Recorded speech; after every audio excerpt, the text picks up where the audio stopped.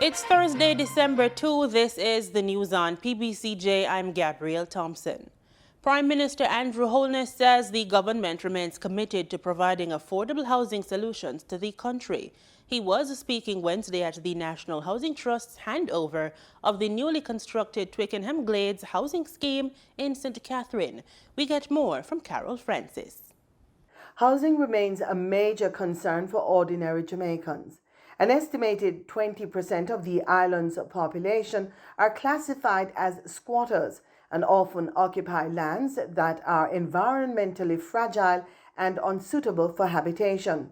Prime Minister Andrew Holness says the National Housing Trust, NHT, is working hard to provide housing options. Our social ethos is that shelter is an entitlement for Jamaicans. We should give a guarantee to our citizens for this. So what have we done?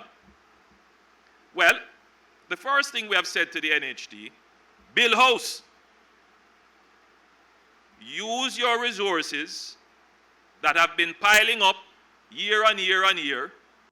Established in 1976, the NHT's mandate is to increase and enhance the stock of available housing in Jamaica, as well as to provide financial assistance to the neediest contributors who wish to build, to buy, or to repair their homes. Mr. Holness fended off critics of the trust that posited that the entity is not engaged in enough social housing. We have taken contributors' funding and we have used it in social housing, meaning we have used contributors' funding to support housing for persons who have not contributed to the NHT.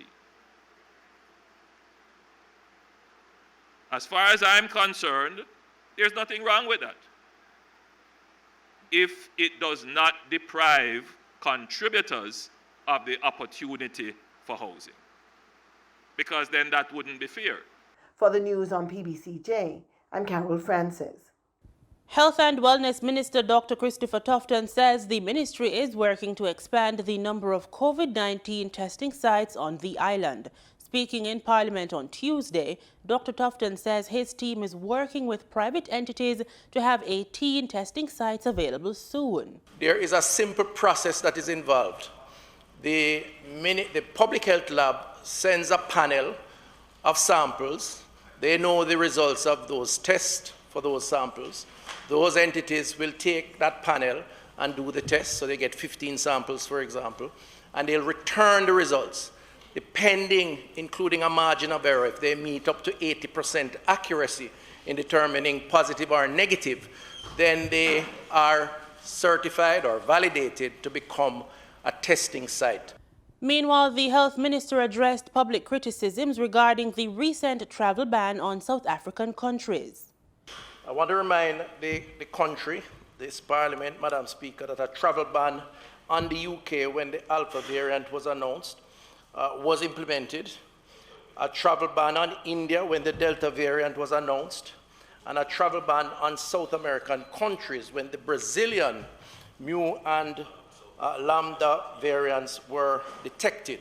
So this position taken by the government is not new, and it's not a rush because the variant was discovered in any particular region, and worse, any insinuation that somehow it is discriminatory must be pushed back, rejected. This is about protecting the Jamaican population, Madam Speaker. Just days ago, the government imposed restrictions on travelers from a number of African countries following the emergence of the new variant of concern for the SARS-CoV-2, now called Omicron. Mylan Labs Limited has been awarded the contract to procure antiretroviral drugs, ARVs, for a period of 12 months. ARVs are the drugs that treat the human immunodeficiency virus, HIV. This was disclosed by Minister of Education, Youth and Information, Favour Williams, at a post-cabinet press brief on Wednesday. She says it is a $1.69 million contract and was one of 2 health-related expenditures approved by Cabinet.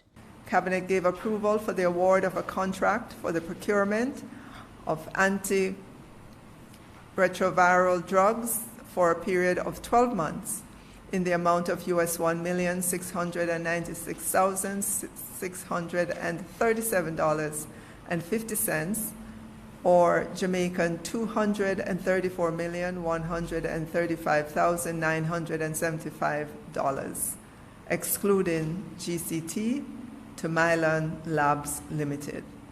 Cabinet also gave approval for the award of a contract for the supply of clinical chemistry systems for general chemical and immunochemistry for the Cornwall Regional Hospital for a period of 3 years in the amount of US $2,229,521.23, and that contract went to Facey Commodity Limited. Education Minister Favour Williams says her team is committed to providing safe transportation for students, especially while facing a pandemic.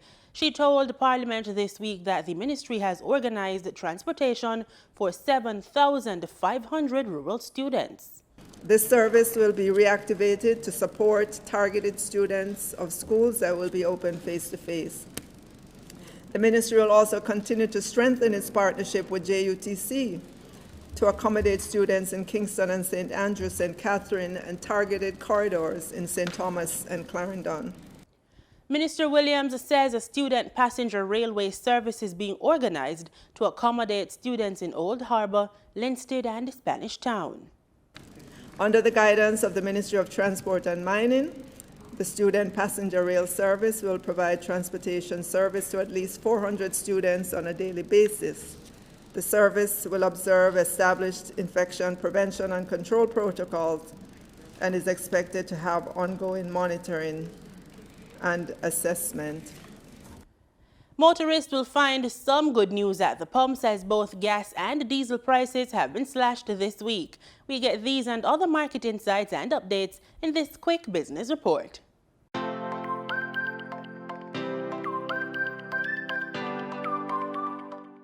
According to the latest ex-refinery costs from Petrojam, effective Thursday, December 2, motorists should see a reduction at the pumps in the prices of gasoline and a decrease in the price of diesel. 87 and 90 octane gasoline are both down by 25 cents and will be sold for $159.44 and $164.88 per liter respectively. Following a price drop of $3.06, automotive diesel fuel will be sold for $156.99 per liter. Ultra-low sulfur diesel is down by 41 cents and will be sold for $164.22 per liter. Kerosene decreased in price by $3.06 and will be sold for $134.75 per liter. Butane liquid petroleum will be sold for $83.59 per liter, following a price increase of 25 cents. Be on the lookout for price changes as marketing companies and retailers will add their markup to these prices. In foreign exchange trading for Wednesday, December 1, the US dollar sold for an average $156.53. The Canadian dollar ended trading at $122.15. The pound sterling traded for $208.40, and the euro sold for an average $180.17. In Wednesday's trading session, the JSE Combined Index declined by 2,451 points to close at under 400,000 units. Overall market activity resulted from trading in 95 stocks, of which 45 advanced, 31 declined, and 19 traded firm. The Junior Market Index advanced by 8 points to close at over 3,000 units. Stocks advanced for Access Financial Services Limited, Barita Investments Limited, and Blue Power Group Limited. Trading firm were 1834 Investments Limited, Berger Paints Jamaica Limited, and Caribbean Assurance Brokers Limited. Stocks declined for AMG Packaging and Paper Company Limited, CAC 2000 9.5% preference shares, and Community and Workers of Jamaica CCU deferred share. Proven Investments Limited USD was the volume leader with over 4.3 million units, followed by Trans-Jamaican Highway Limited with over 1.5 million units, and Wigton Wind Farm Limited ordinary shares with over 1.2 million units. In markets data for oil, prices rose on Thursday as investors adjusted positions ahead of an OPEC decision on supply policy, though gains were capped by fears that the Omicron coronavirus variant could hit fuel demand. Brent crude futures rose 35 cents or 0.5% to $69.22 a barrel. West Texas Intermediate crude futures gained 29 cents or 0.4% to $65.86 a barrel. Global oil prices have lost more than $10 a barrel since last Thursday, when news of Omicron first shook investors. OPEC Plus are likely to decide today whether to release more oil into the market as previously planned or to restrain supply. Since August, the group has been adding an additional 400,000 barrels per day of output to global supply each month, gradually winding down record cuts agreed in 2020. The new coronavirus variant, however, has complicated the decision-making process.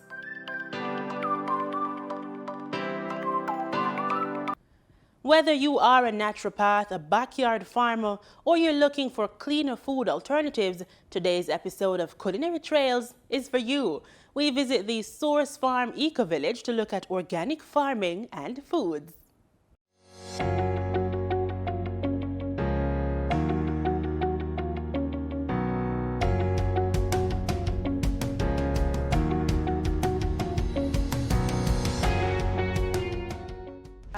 Went away for a while and had a restaurant for a number of years in Philadelphia and had health challenges and said the best thing to do is to come back to Jamaica because I know I can get clean food here.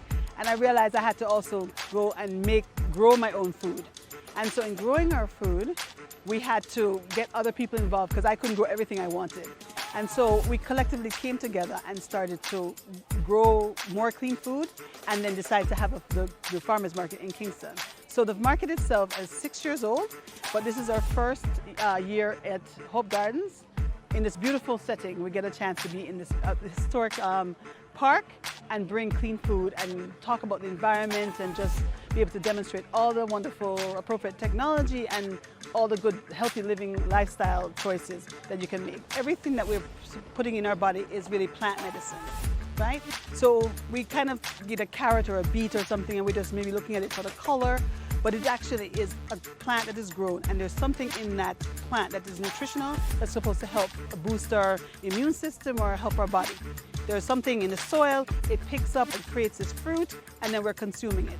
So when we talk about healthy living, it's like living in an environment in a clean space and being able to consume what is in your environment, that the things that you're growing, maybe it's a tea, maybe it's a vegetable, maybe it's a fruit, and making sure that that product, whatever it is that you're consuming, is as clean as possible because your body will know what it is and be able to synthesize it and use it for what it is.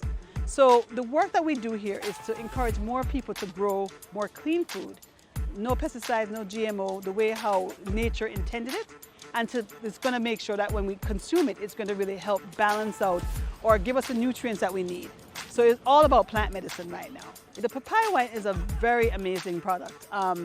We got involved in it because we're now growing the tea leaves for it because in the wine is not just a fruit but actually a leaf.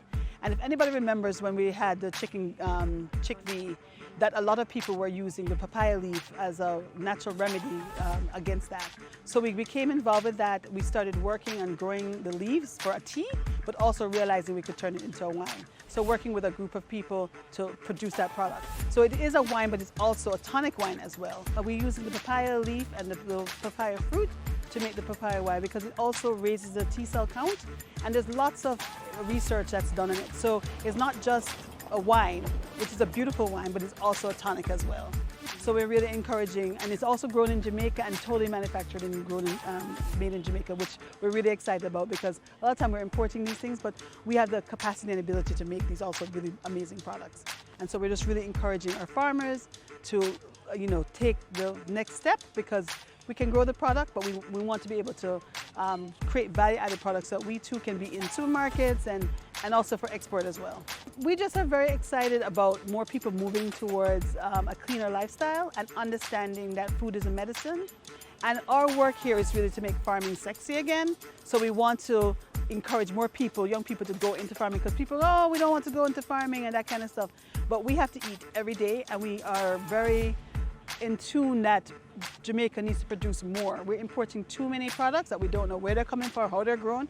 But if we can get more people growing food, and they can see that they can also come and set up farmers markets across the country where they can have a direct contact with the consumer, so you can see who's actually growing your food. So right now, the best thing that somebody can do is to know a farmer, make sure the farmer is growing things cleanly, encouraging more clean production of food, because we're now wanting to consume more clean stuff. And that's the way the world is going.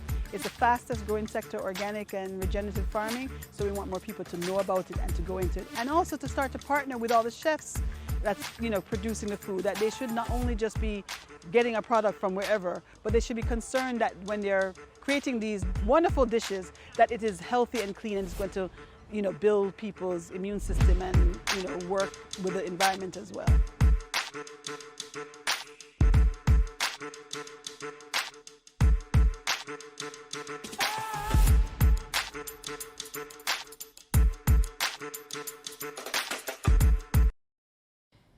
Here now are some of the top stories from across the region. Trade unionists and industry leaders in Grenada are sitting up and taking notes. They have embraced a slew of relief measures announced in the 2022 budget, which are targeted at public servants and consumers. They are also pondering the possibility that the government's move is one on a political chessboard that recently added a new player. For months on end, workers marched in the streets, clamoring for a 4% increase in salaries, which was agreed to, but which the government insisted that it was unable to pay because of a narrow fiscal space made tighter by COVID-19. Early in the game, the administration refused to provide timelines for the payment, saying it did not want to commit to a date, and then failed to pay because of an inability to do so. Teachers were among the most militant, and with the advent of a new school year looming, the government relented and announced that it would be making the payments in August. Pots, pans, horns, fireworks. Some of the instruments used to ring in praises in honor of frontline workers who bore the brunt of the COVID-19 onslaught. Trade unionists then argued, if the government so appreciated their work, then don't just pay lip service. Show that it cares by regularizing those on contracts and granting them proper wages so that they don't leave Grenada for more lucrative jobs overseas. As we sit here to extend the state of emergencies, as we sit here and we give praises to them, to the walls of Parliament, they are not seeing these recognitions in their paycheck and in their working conditions. One of the better ways of recognizing their contribution is to ensure that they all receive, those who are not permanent be made permanent, because it impacts the delivery. It was apparent to some that the government was paying the trade unionists no mind until now. Well, until last Friday's budget was presented. To announce that all frontline public sector workers, defined as all officers of the Royal Grenada Police Force, along with medical personnel and ancillary workers in the Ministry of Health, who physically performed and continue to perform, and by virtue of their duties were exposed to the risk of COVID-19, will receive an additional month's pay during the month of December. President of the Public Workers Union, Brian Grimes, thinks the government has finally started to listen. I think there are a number of reasons that the government had what we would call a generous budget. I spoke to the absolute need that they must have done it. I think the hyperactivity of the trade unions in this period contributed to it. Also the workers speaking out, because government had a lot of consultations with workers, health sector workers, police officers, and they spoke to the suffering, the economic suffering and other things. So I think that contributed. But how much of the listening and response has been brought about by recent developments on the political landscape? But certainly certainly the political landscape, how it has transformed in recent times, have provided, I think, some sort of motivation for the incumbent government. In that, in any field, competition is necessary. We see what the president of Digicel did with cable and wireless, what it did for the consumers. The same is said with politics and with our citizens. When there is balance in the political playing field, in our democracy, our citizens benefit. So I think the emergence of new leadership within the National Democratic Congress has sort of piqued the interest of the incumbent government and put them on their toes because they may have been a bit lackadaisical. Economist Michael Motley assessed the 2022 budget during GBN's Beyond the Headlines program Monday night. He says the timing of moves taken by politicians will always be questioned, and whereas governments need to respond, political parties also need to think about winning elections.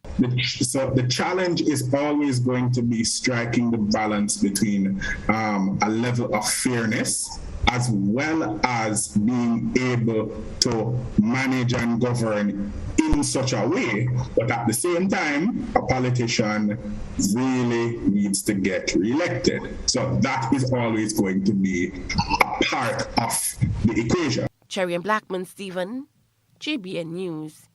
President of Guyana, Dr. Mohamed Ifran Ali, says Trinidad and Tobago could become the agro-processing hub of the Caribbean region. Dr. Ali was a guest at the Trinidad and Tobago Manufacturer Association's Awards on Tuesday.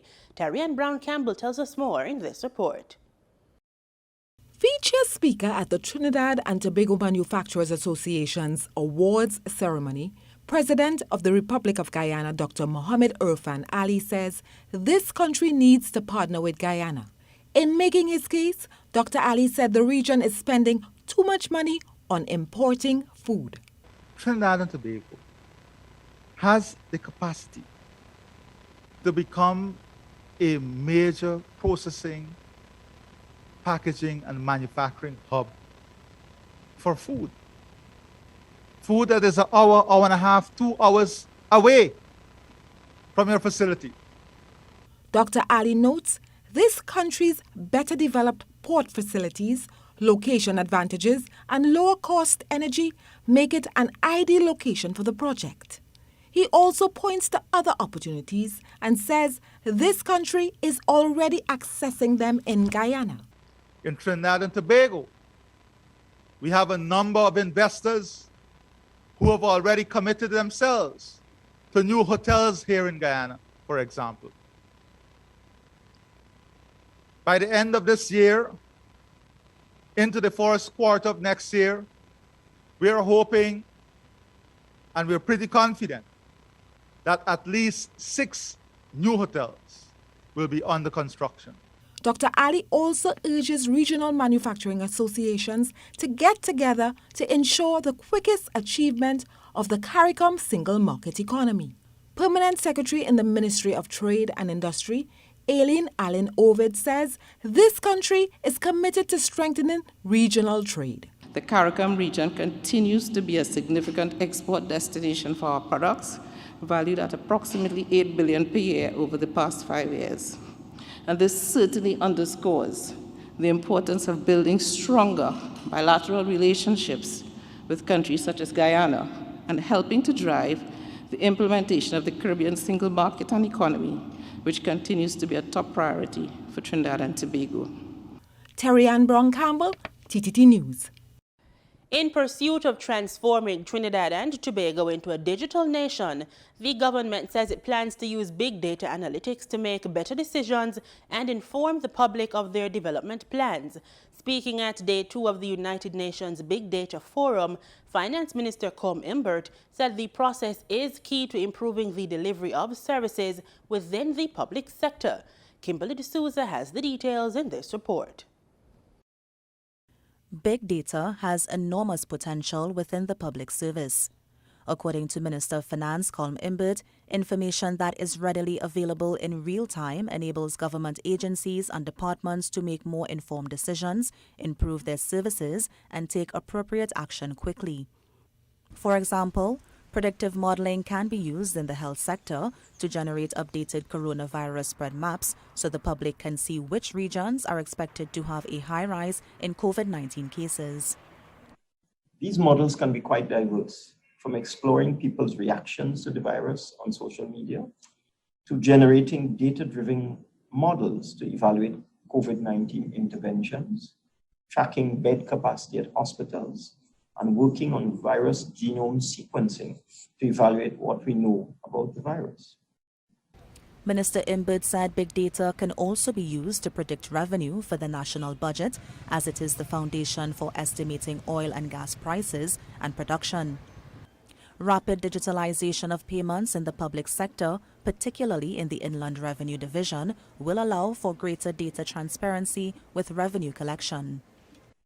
Through the cross-referencing of the inland revenue data, as well as other external data sources, such as commercial banks, companies, and land registries, and our motor vehicle licensing division, the Inland Revenue Division will be able to better develop profiles for taxpayers and identify patterns of interest to aid the division in compliance. Minister Imbert said government understands the need for enhancing information and communication technology and digital transformation within the country. By December 2022, each citizen should have an e-identity, have access to cashless transactions throughout most of the public service, and public access to data, all while ensuring privacy. Kimberly D'Souza, TDT News. In sports, we're on track with athletics. The fastest woman alive, Elaine Thompson-Herah, was on Wednesday named the World Athletics Female Athlete of the Year at a virtual awards ceremony. Norwegian 400-meter hurdler Karsten Warholm was named Male Athlete of the Year. He had smashed the 29-year-old world record to win the Olympic final in a time of 45.94 seconds at the Tokyo Games. Thompson-Herah is the third Jamaican to cop the prestigious award after Merlene Ottey and Shelly-Ann Fraser-Price. She successfully completed a treble at this year's Tokyo Olympics, winning the individual 100 and 200-meter titles, and was part of Jamaica's winning 4x100-meter relay quartet. She also clocked the second fastest 100 and 200-meter times in history with 10.54 and 21.53 respectively. And that's all we have for you today. Do join us tomorrow for more news and sports right here on PBCJ, the People's Station.